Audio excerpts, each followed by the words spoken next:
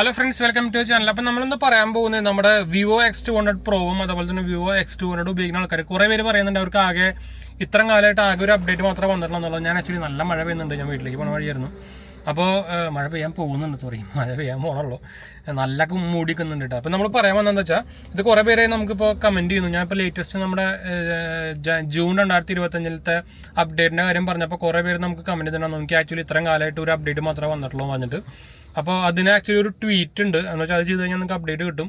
എന്ന് വെച്ചാൽ കുറേ പേർക്ക് ഇതിൻ്റെ ഈ വിവോ X200 പ്രോ ആയിക്കോട്ടെ, വിവോ X200 ആയിക്കോട്ടെ, ഇതുവരെയായിട്ട് ചിലപ്പോൾ ഒരു അപ്ഡേറ്റ്, മെയിൻ അപ്ഡേറ്റ് മാത്രമേ വന്നിട്ടുള്ളൂ. സെക്യൂരിറ്റി പാച്ച് അപ്ഡേറ്റിൻ്റെ കാര്യം നമ്മൾ പറയണേ.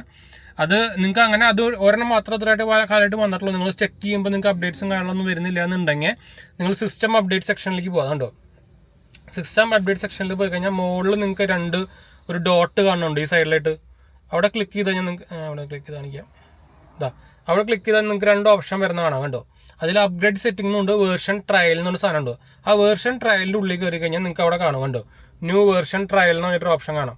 അപ്പോൾ നിങ്ങൾക്ക് അവിടെ ചെക്ക് ചെയ്യുമ്പോൾ നിങ്ങൾക്ക് അവിടെ ഓൾറെഡി അപ്ഡേറ്റ് വന്നിട്ടുണ്ടെങ്കിൽ അവിടെ കാണാം കേട്ടോ. അപ്പോൾ അതിൽ കൂടെ നിങ്ങൾക്ക് ഡയറക്റ്റ്ലി അപ്ഡേറ്റ് ചെയ്യാം. ഇത് ട്രയൽ വേർഷൻ എന്നുള്ള സംഭവം മാത്രമേ ഉള്ളൂ, അതാണ് ബീറ്റ് എന്നല്ല. അപ്പോൾ ഇത് ചെയ്തുകൊണ്ട് വലിയ ഇഷ്യൂസും കാര്യങ്ങളൊന്നും ഇല്ല കേട്ടോ. നമുക്ക് നോർമലി നമ്മുടെ OT അപ്ഡേറ്റ് ഇത് കൂടെ ഡയറക്റ്റ്ലി വരാത്തപ്പോൾ നമ്മൾ ചെയ്യേണ്ട ഒരു മെത്തേഡാണ്. ഞാൻ ആക്ച്വലി എനിക്കും ഇതേപോലെ ഇഷ്യൂസ് ഉണ്ടായിരുന്നു, കുറേ പേർക്ക് ഇതേപോലെ ഇഷ്യൂസ് ഉണ്ടെന്ന് തോന്നുന്നുണ്ട്.